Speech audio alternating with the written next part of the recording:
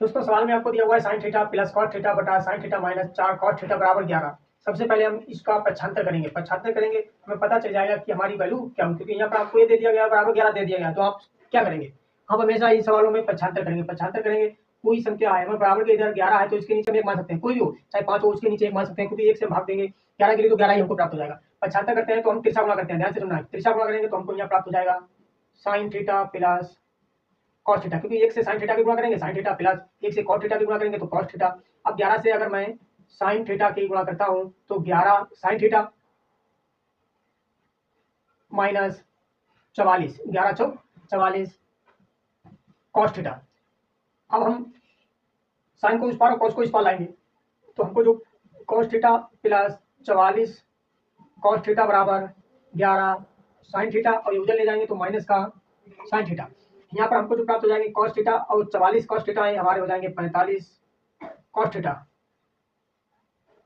और बराबर में अगर 11 में से हम 1 साइन थीटा घटाते हैं तो हमको 10 साइन थीटा मिल जाएगा।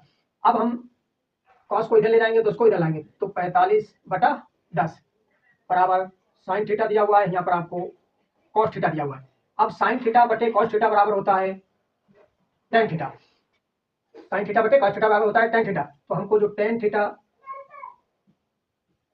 बराबर हमको टेन थीटा बराबर जो मिलेगा। अब यहाँ पे तो काट ले, ये इनका क्या करें, इसे हम अनुपात में बदलेंगे तो 5 से काटते हैं, 5 दूनी 10 और 5 नी 45, हमें जो प्राप्त हो जाएगा वो प्राप्त होगा 9/2। टेन थीटा बराबर हमको प्राप्त हुआ है 9/2। अब हम इसका मान कहाँ यहाँ पर रखेंगे, मगर यहाँ पर टेन थीटा बराबर होता है लंब बटा आधार। क्या होता है, लंब बटा आधार, मगर साइन थीटा बराबर होता है आपका लंब बटा कर्ण। तो आपको कर्ण निकालना पड़ेगा पाइथागोरस प्रमेय से। तो उससे बचने के लिए हमें क्या करेंगे, तो आपको दिया हुआ है इसका मान आपसे पूछ रहा है, इससे कॉसेक स्क्वायर थीटा है सबके बटे में, तो सबको हम भाग करेंगे।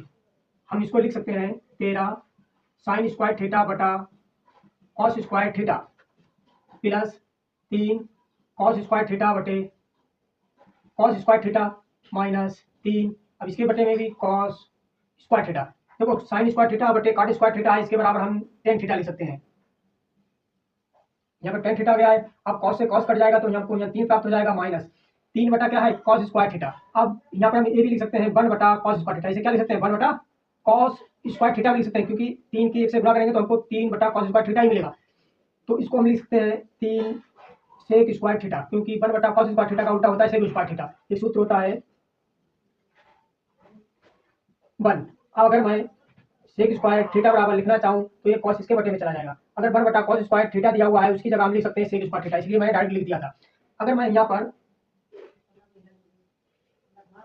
3 कॉमन लेता हूँ, अगर मैंने ये 3 कॉमन लिए तो यहाँ पर हमें क्या ये बचेगा, और यहाँ पर सेक स्क्वायर थीटा बचेगा।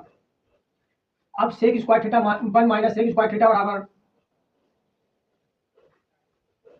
1 माइनस सेक स्क्वायर थीटा बराबर होता है माइनस का टेन स्क्वायर थीटा। अब यहाँ पर माइनस का टेन स्क्वायर थीटा आएगी, 3 से गुणा करेंगे, एक प्लस में ये माइनस में, तो हमको जो यहाँ प्राप्त होगा वो माइनस का 3 टेन स्क्वायर थीटा प्राप्त हो जाएगा।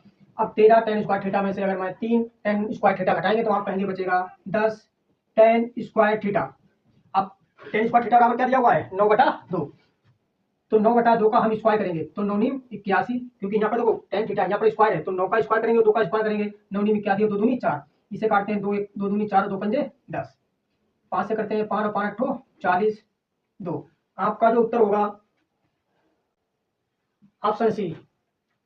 आशा करते हैं दोस्तों आपको हमारा पढ़ाया हुआ समझ में आया होगा और बढ़िया तरीके से आपको समझ में आया होगा।